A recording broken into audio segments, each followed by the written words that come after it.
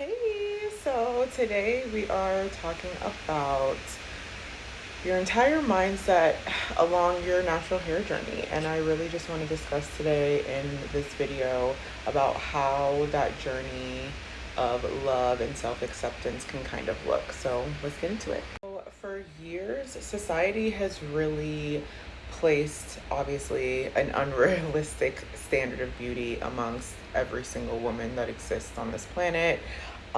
But specifically, women of color, we've always struggled with that. And even though, yes, times are changing, it still can play into your self worth and just really cause you to struggle along that journey of self love if you are comparing yourself to people or um, just not really embracing your natural beauty in the way that you're supposed to.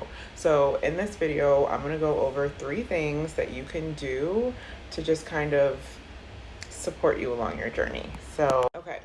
So, the first one that I want to talk about obviously is comparing yourself to other people. This can really be challenging for people who have curly hair or naturally curly hair. I know when you are going on your journey, you're going to be bombarded with different things on social media that may make you question your appearance in a way that you've never questioned your appearance. For me specifically, when I was natural, I just remember feeling like ugly. I don't know why I felt ugly. My hair was gorgeous. I just did not feel pretty in my own crown. And what I recognized is that it was because my social media was always just flooded with a certain hair type or a certain appearance when it came to beauty, specifically even with curly hair. So understanding my own curls, understanding my hair and my texture, and really just kind of releasing all of the different narratives that I feel like we kind of take on as we navigate through our beauty and our self love journey is letting go of everything else that people told me was beautiful and just allowing myself to kind of experiment and try different styles out so that I knew what works on me and I know what I feel the best in. It's obviously easier to fall in love with yourself when you're just falling in love with how you naturally look. Obviously, makeup, hair extensions, things like that can add to enhance your natural beauty, but I never want you to remove what you already have. Like, I am natural, but I wear my hair stretched. I don't use chemicals or anything like that. My hair texture has so many different textures that for me, when I do wear it curly, it just looks inconsistent. And we live in a world where people think that curls are just like perfect, and they're not. Not all curls were created equally. I will say that some curls are more high maintenance than others. And so for me, what I've learned has worked best for me and my self confidence and in myself is protective styling, which is why I wear extensions. I love clip ins. I think it's super easy, and that's what I do. It's low maintenance. I can keep my hair, switch it up, be versatile, flexible. I've been a clip-ins girly since day one when you used to order clip-ins off of like eBay. So do what you need to do to feel beautiful. So, and I do have my notes if you see me looking up. So what I want to pivot to is our next point, which is just really understanding your natural hair. I think the biggest struggle that people have along their hair journey when it comes to embracing their curls or just their hair in general and falling in love with their natural beauty is not understanding what you signed up for. Raise your hand if you went natural because you thought it was going to be easier. You thought getting rid of chemicals was going to simplify your life. You thought that being this natural girl was going to make you feel empowered and all these things. That was me. I get it. I did all of that. And yes, I did experience ease in my self care maintenance routine. I did experience feeling empowered as a woman and just breaking those social norms of what we've always kind of been groomed into.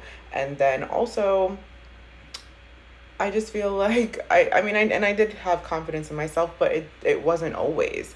I had to find the different things and hairstyles or looks that made me feel cute or pretty while I was navigating through these like feelings of, oh, I feel confident and I'm doing something I've never done before. And I know people talk about hair like it's just hair, but it's not. It's so much more to that. And when people like shave their heads off or cut their hair, like go super dramatic, you're removing so much of yourself. You have to remember that your hair is your DNA. And so essentially, it is a part of you. It is a lot more emotional of an experience and a journey than people make it out to be.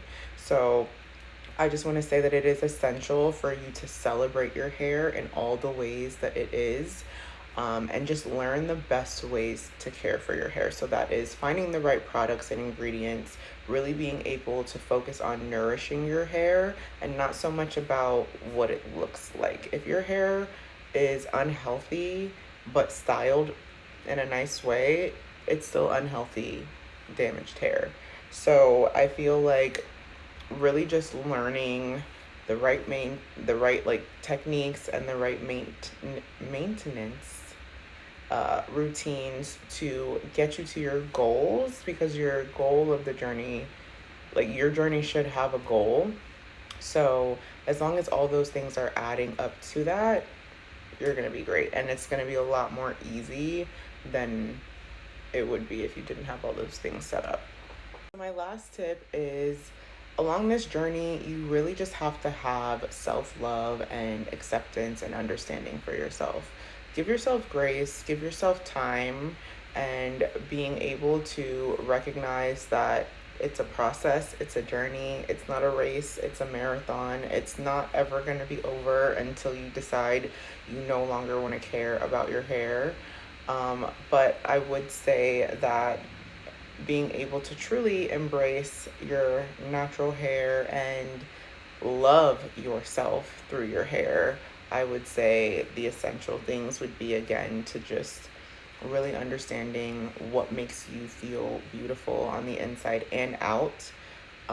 Really having the time to learn about your hair and yourself.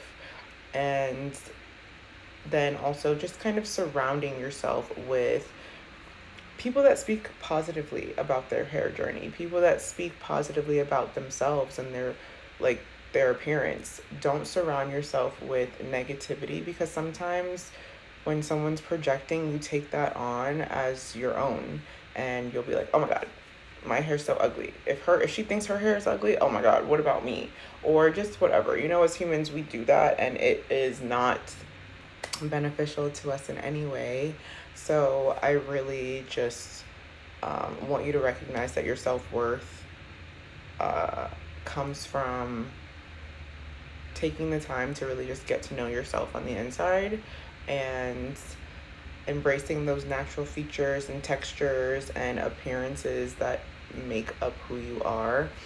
And remember that you're beautiful either way. Like, whether you decide you want to wear your hair straight one day, curly another day, wavy another day, wear a wig, have braids, like, it doesn't really matter. We are creators in our own bodies, and so we're allowed to be expressive, and we are allowed to be creative on our own canvas.